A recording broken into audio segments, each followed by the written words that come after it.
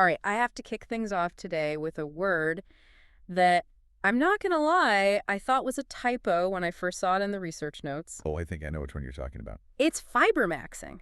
It just sounds like something straight out of a gaming forum, right? Like you're trying to level Eh, up a character. It does, yeah. It has that very, you know, biohacking ring to it. Exactly. But we're not talking about code. We're talking about a supposed revolution in sports nutrition.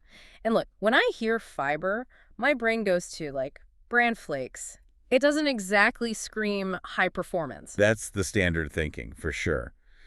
But the stack of analysis we're looking at today from Sun-Dried, it paints a very different picture. It's a huge departure from that classic chicken, rice, and broccoli diet we've all known for decades. Right, because the conversation is always about protein synthesis, amino acids, how much whey you're drinking. But this whole deep dive is suggesting that the missing piece of the puzzle for muscle growth and even testosterone might actually be fiber. That is the core idea we're digging into. And our mission today is to figure out if that's actually true. Is eating a mountain of plants genuinely anabolic, or is it just a recipe for a stomachache? Which is a real concern. If I eat a whole bag of spinach, I'm not thinking anabolic. I'm thinking, where's the nearest bathroom? A very valid point. Yeah. But the Sun-Dried analysis gets into what they call the gut-muscle axis. And it turns out the link between your colon and your biceps is, well, way more direct than you'd think. The colon bicep connection. I love it. So let's define this movement. What exactly is fibremaxxing? It's not just eating an extra apple, is it? No, not even close. The Sun-Dried report frames it as a shift from restrictive eating to additive eating. Most diets are about what you cut out, right? Yeah, no carbs, no sugar, a list of things you can't have. It's miserable. Exactly. Fibremaxxing flips that on its head. It's all about piling in as many different plant sources as you can. But the numbers are where it gets a little extreme. I saw those, and I thought I was a healthy eater. The average person gets, what, maybe 15 grams of fiber a day? Around 15, yeah. And the official recommendation, the RDA, is somewhere between 25 and 38 grams. So 30 grams is a gold star day for most people. Right. But Sun-Dried defines fibremaxxing as starting at around 40 to 50 grams a day for an athlete. And they even mention the extremists who are pushing 70 to 100 grams. 100 grams of fiber daily. That's, Yeah. I mean, what is that, like 6 cans of beans? The sheer volume of food. It's a lot.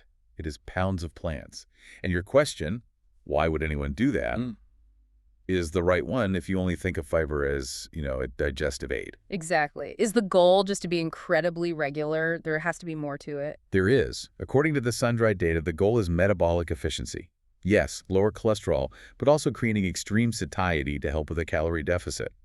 But the real hook for athletes is that it seems to trigger these very specific muscle-building signals. Okay, that's the aha moment. Because most of us see fiber as just inert roughage. It's like a pipe cleaner that just passes through. Cardboard. That's the old view. But the science here is pretty cool. When you eat fiber, you're not just eating bulk. You're feeding a fermentation factory in your gut. You're feeding the microbes. Exactly. Trillions of them. And when they break down that fiber, they produce these byproducts called short-chain fatty acids, SCFAs. Right, I remember seeing that. And there's a specific ratio, isn't there? Generally, yeah. You get acetate, propionate, and butyrate, something like a 60-20-20 split. Okay, so you have these chemicals floating around. What do they actually do? Well, this is the key insight from the report. They act as signaling molecules. They don't just stay in your gut. They get into your bloodstream. Yeah.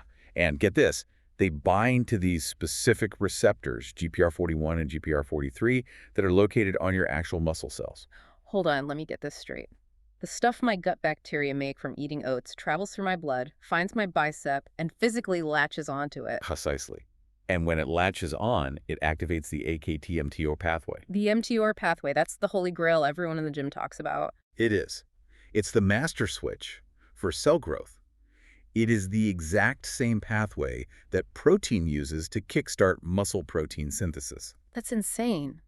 So we've always been told protein turns the key in the ignition, but you're telling me fiber can turn the key too. It's like having a secondary ignition switch. We thought protein was the only way to do it. But what Sun-Dried is showing is that fiber, through these SCFAs, gives a second anabolic signal. And on top of that, these SCFAs provide about 10% of an athlete's daily energy.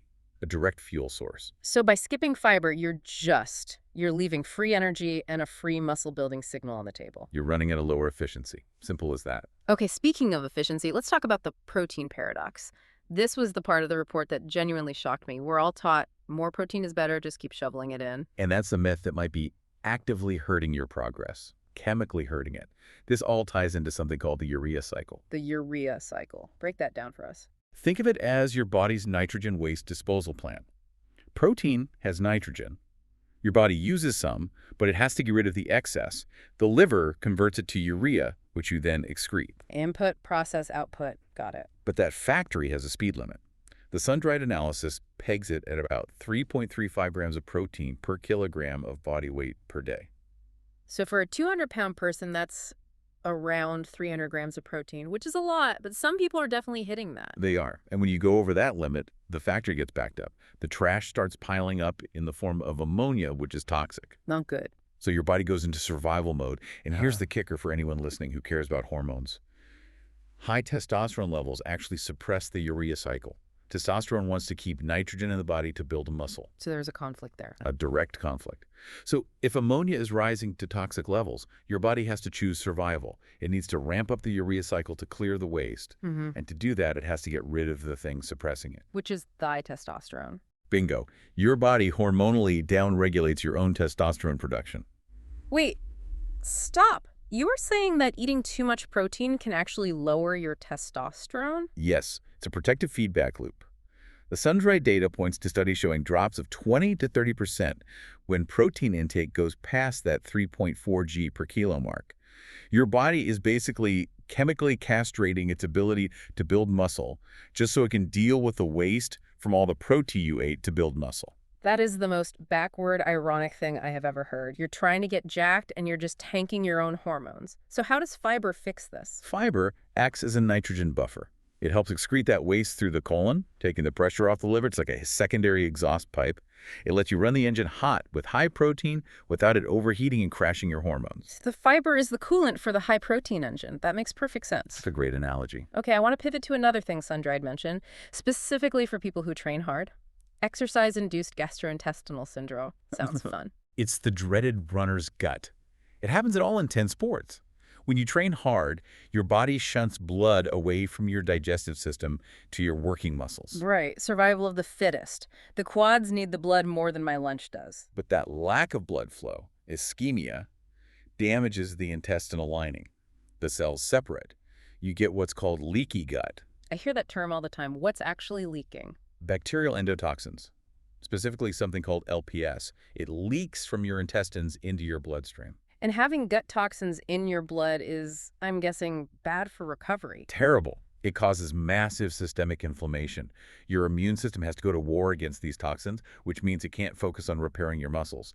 You stay sore longer, you feel run down. So you're basically poisoning yourself from the inside out every time you have a hard workout. In a way, yes. And this is where butyrate, one of those SCFAs, comes back in. The sun-dried report calls it the glue for the intestinal wall. It strengthens the tight junctions and seals those gaps. So more fiber means more butyrate, which means you literally patch the leaks in your gut so you can recover faster. You got it. It lets the immune system focus on what it's supposed to be doing. Muscle repair. This is all so mechanical. I love it. Okay, let's get practical. How do people apply this? I saw the 30-30-30 protocol in the sun-dried report. That seems easy to remember. It's a great baseline strategy. It's 30 grams of protein per meal, 30 grams of fiber per day, and 30 minutes of exercise per day. 30 grams of fiber a day feels way more doable than 100. So why those numbers? 30 grams of protein hits that hormonal satiety trigger. It tells your brain you're fed. The 30 grams of fiber provides what you could call background fullness. It gives you mechanical satiety. It literally stretches the stomach. Ah, so you have the chemical signal from protein and the physical signal from fiber. Exactly. Sun-dried calls it the power combo. It makes being in a calorie deficit feel a whole lot easier because you're not fighting hunger from two different directions. And what about the 30 plants per week rule? That sounds like a full-time job at the grocery store. It sounds more daunting than it is. The key is that you have different types of gut bacteria, and they're picky eaters. Some like soluble fiber from oats, some like insoluble fiber from, say, apple skins. You need to feed all of them. So how do you hit 30? I don't eat 30 different vegetables. You expand your definition of a plant. Herbs count, Yeah. spices count, turmeric, cinnamon, coffee beans count. Nuts and seeds. If you have oatmeal with blueberries, chia seeds, and cinnamon, that's 4 right there. It's about diversity. That's a great tip. I always forget spices or plants. Okay, but let's get into the nuance. You shouldn't just be maxing out fiber all the time, right? Sundried says you need to phase it. Absolutely. Hmm. Context is king.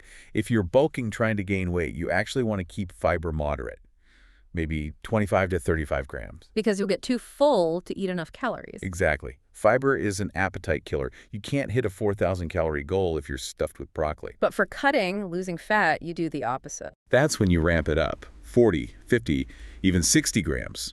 You use that volume to trick your brain into feeling full-on fewer calories. Yeah. You're weaponizing satiety. And what about competition mode? The low residue diet. That sounds intense. It's a classic trick for anyone who has to make weight. In the week before a competition, you drop your fiber to almost nothing, less than 10 grams a day. Why would you do that? It clears out all the gut content. Fiber holds a lot of water and physical bulk in your intestines. By cutting it out, you can drop several pounds of just transit weight without losing muscle or dehydrating yourself. So you're just emptying the pipes to make weight. That's a serious pro tip. It is, but you go right back to normal after the weigh-in. We have to touch on the risks, though. Is there a dark side to this other than, being gassy? There are a couple things. One is mineral chelation. A lot of high-fiber foods have things called phytates, which can bind to minerals like zinc and iron and prevent you from absorbing them. So you could be eating healthy but become mineral deficient. It's a risk, but the Sun-Dried report notes it's usually only an issue in a very non-diverse diet. The bigger, more practical risk for athletes is what they call the motorway analogy. Don't eat a huge fiber meal right before you work out. For traffic jam in your gut. A huge one. Digestion slows during exercise. You'll get bloated, cramped. It's not pleasant. The rule is no high-fiber meals for at least 2 to 4 hours before intense training. And the last risk is mental, right? The maxing mindset can lead to obsession. It can. If you're stressing because you only hit 65 grams of fiber instead of 70, you've missed the point. Stress raises cortisol, which is catabolic.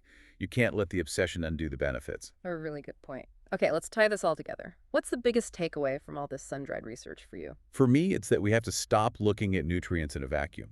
Fiber isn't just a digestive aid. It's active metabolic infrastructure. It labels your muscles for growth, it provides mitochondrial fuel, and it protects your hormones. It's a key player. Metabolic infrastructure. I love that.